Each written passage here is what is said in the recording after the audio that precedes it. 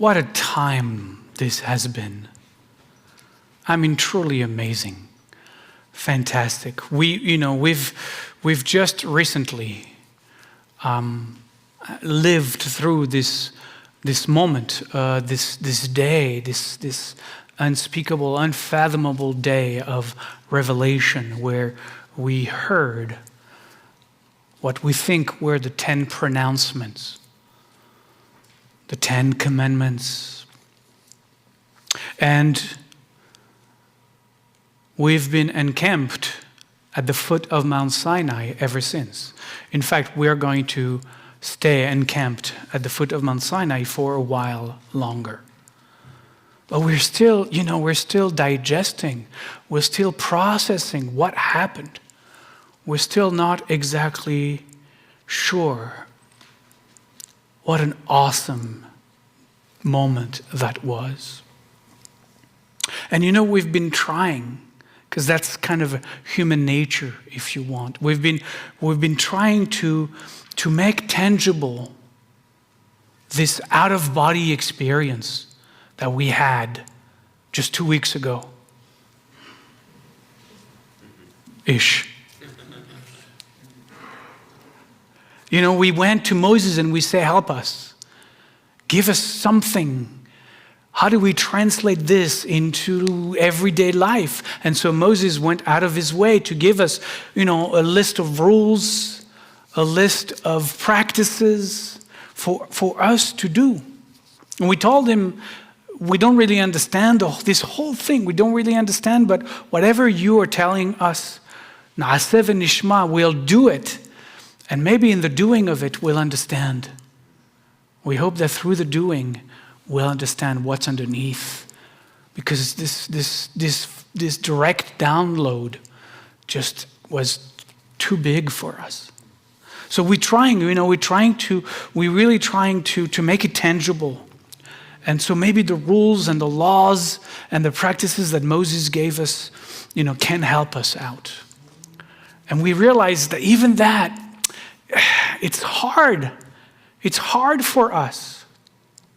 And so this week, God understands our predicament and gives us the opportunity to build a concrete structure. And if we can make it into some tangible thing, not just rules and laws, but some tangible thing, something we can see, we can touch, we can be in and out of it. Like maybe that will give us something. The Torah tells us, "Ve'asu li mikdash ve'shachanti betocham," which usually gets translated, and let them make me a sanctuary. Let them make me a sanctuary that I may dwell among them. So powerful, that sentence, that we as a community decided to engrave it at the top of the ark. Ve'asu li mikdash ve'shachanti betocham. Let them make me a sanctuary, a sacred place that I may dwell among them. Ve'shachanti betocham. And then from this verse forward, the entire rest of the Torah portion is like an IKEA book, where we're given all the instructions on how to build this sacred place, this sanctuary, this tabernacle. Why did we do that? Why did we feel the need to do that? I think we tried to take the experience of Sinai along with us. We try to take that experience with us, to build something so sacred to our eyes that it would seem as if being in the presence of that structure would remind us of the moment at Sinai. But we need to really assign that structure a lot of sacred and holy energies. If we make that structure sacred enough, then we have a chance to keep the taste of that experience, though it would be twice removed, but it will give us something to remind us of what we felt there. The tabernacle, the mikdash, Ve'asu li mikdash, mikdash from kadosh, from kiddush, right? Means sacred, sanctified. So this mikdash, this tabernacle, this portable sacred structure, it was in order for us to capture God, right? We build a space and we say that's where God is going to dwell as we travel through the wilderness. God is going to dwell in the tabernacle. Let's build a place for God to come and rest in the middle of us, in the midst of our people. So I thought of the tabernacle this year, if I can do this. And I failed that class in rabbinic school. I know.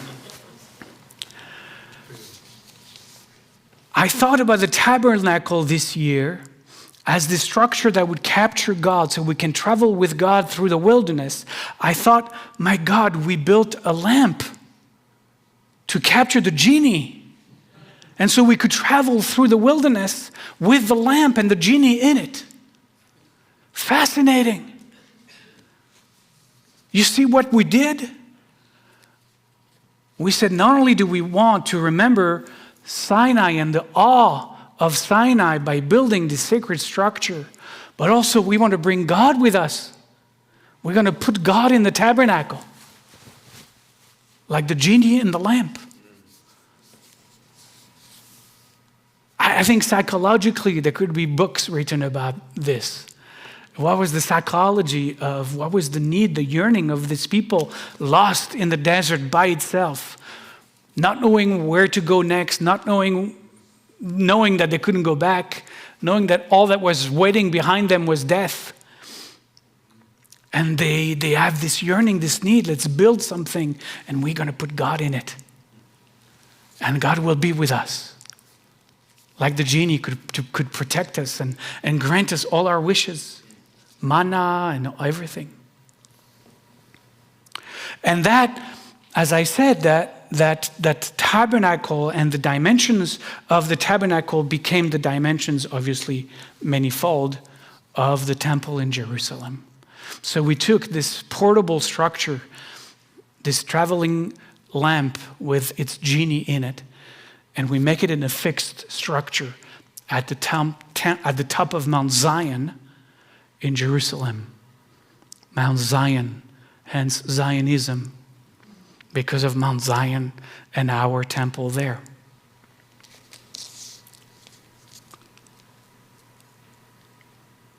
But then the temple was burned down, burned to the ground by Rome in 70 CE, and the genie escaped.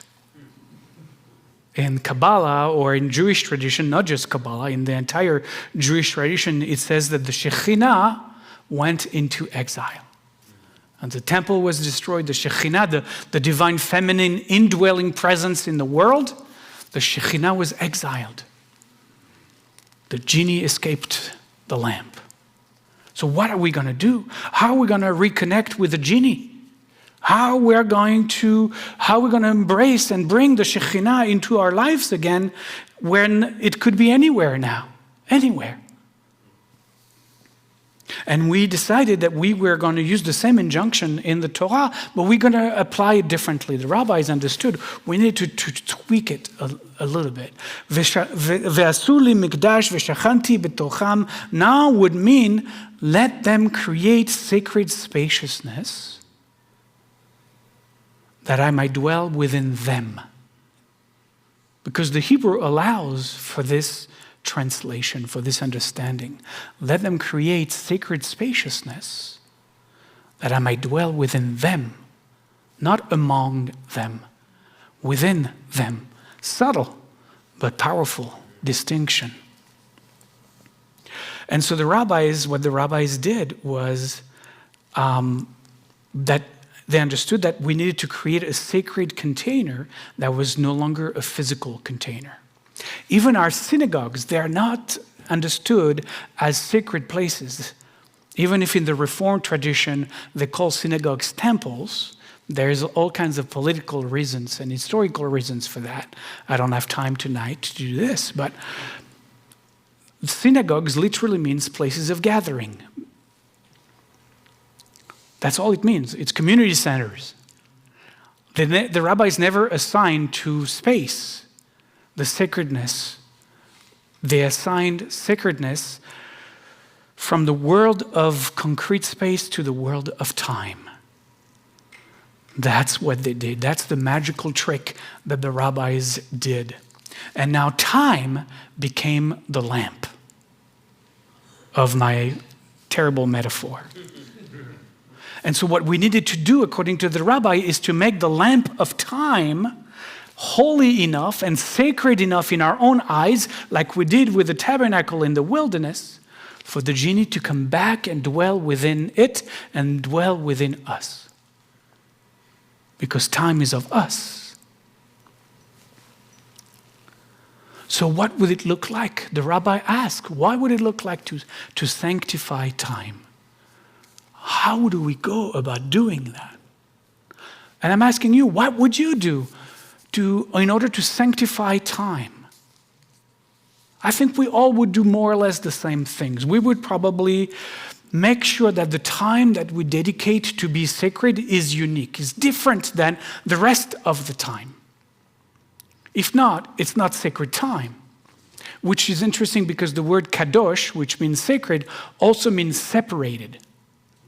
So to make something sacred in Jewish tradition, in Hebrew, means to make it separate from the rest of the time, from the rest. So we would need to do things during that time that we don't do, or the opposite. We would need to not do things during the time that we do the rest of the time. It has to be unique. It has to be special. So everything should be different.